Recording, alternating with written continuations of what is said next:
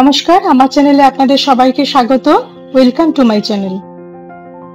আজকে আমি আপনাদের সাথে খুব ইজি এই ডেকোপাস বটল আর্টটা শেয়ার করব। আশা করি আপনাদের ভালো লাগবে। প্রথমে আমি এই বটলটার উপরে একটা হোয়াইট বেস কালার করে সেটাকে শুকিয়ে নিয়েছি। এখানে একটা পুরনো টিস্যু পেপার ছিল এবং আজকে আমি এটাই ব্যবহার করেছি। টিস্যু পেপারের লেয়ারগুলোকে আলাদা করে নিচ্ছি এবং ওপরের পিকচার থাকা পার্টটাকে ইউজ করব।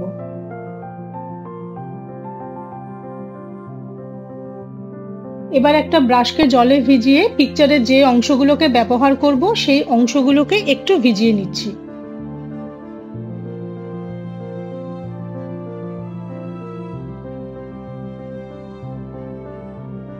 এবার খুব সাবধানে পিকচারটাকে আমি ছিঁড়ে নিচ্ছি বা মেন পিকচারটা থেকে আলাদা করে নিচ্ছি। নর্মালি ডেকোপাস বা ডেকোপেজ আর্টের জন্য রাইস পেপার আর টিস্যু পেপারই ব্যবহার করা হয়, তবে অনেক সময় আমি কালার প্রিন্ট আউটের সাহায্যেও এই ডেকোপাস আর্টটা করেছি। সেটা আমি অন্য কোনো একটা ভিডিওতে আপনাদের সাথে শেয়ার করব।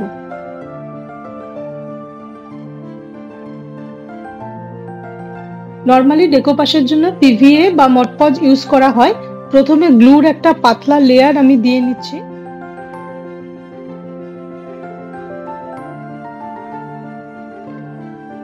এবার টিস্যু পেপার থেকে যে পিকচারের অংশটা কেটে রেখেছিলাম এটা খুব সাবধানে এখানে আমি স্টিক করে দিচ্ছি এবং এখানে খেয়াল রাখতে হবে যাতে কাগজটাতে ভাঁজ পড়ে না যায়।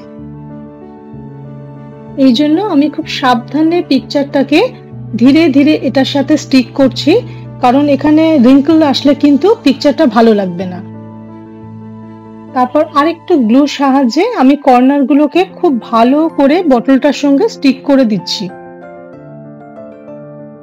এখানে আমি এই টিস্যু পেপারটা ইউজ করেছি, আপনারা আপনাদের পছন্দ মতো যে কোনো ধরনের টিস্যু পেপারই ব্যবহার করতে পারেন। এবার বটলের ফাঁকা অংশগুলোতে টিস্যু পেপারের ভিতরে যে কালারগুলো আছে অথবা সেই কালারের সঙ্গে সামঞ্জস্যপূর্ণ কিছু কালার দিয়ে জায়গাটাকে ভরাট করে দিতে হবে। টিস্যু পেপারের পিকচারটার সাথে মিলিয়ে এখানে আমি অফ হোয়াইট কালারটা ইউজ করছি। এই বটল আর্টটা আমি আমার স্টুডেন্টকে শেখাচ্ছিলাম, তো এই কারণে শেয়ার করলাম যে এটা ভীষণ ইজি এবং আপনারা চাইলে কিন্তু খুব সহজেই বাড়িতে বানাতে পারেন। এবার পিকচারের এন্ডগুলোতে একটু ইয়েলো কালার দিয়ে কালারটাকে বাকি অংশের সাথে ভালো করে ব্লেন্ড করে দেওয়া হবে। এই ধরনের ভিডিও দেখতে যদি আপনারা ভালোবাসেন তাহলে আমার চ্যানেলটিকে অবশ্যই সাবস্ক্রাইব করে রাখবেন, আর ভিডিও দেখে যদি ভালো লাগে তাহলে লাইক, কমেন্ট, শেয়ার করবেন, আর ভিডিও নোটিফিকেশনের জন্য বেল আইকনটা প্রেস করতে ভুলবেন না। ফ্লাওয়ারের মাঝখানটাতে একটা ব্রাউন কালার দেওয়া হয়েছে। এখানে একটা জুট রোপ দিয়ে নেকটাতে একটু জাস্ট ডেকোরেট করে দেওয়া হয়েছে।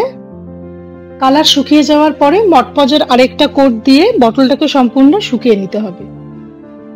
আশা করছি ভিডিওটা আপনাদের ভালো লেগেছে। আবার একটা নতুন ভিডিওতে আপনাদের সাথে দেখা হবে। নমস্কার, ভালো থাকবেন।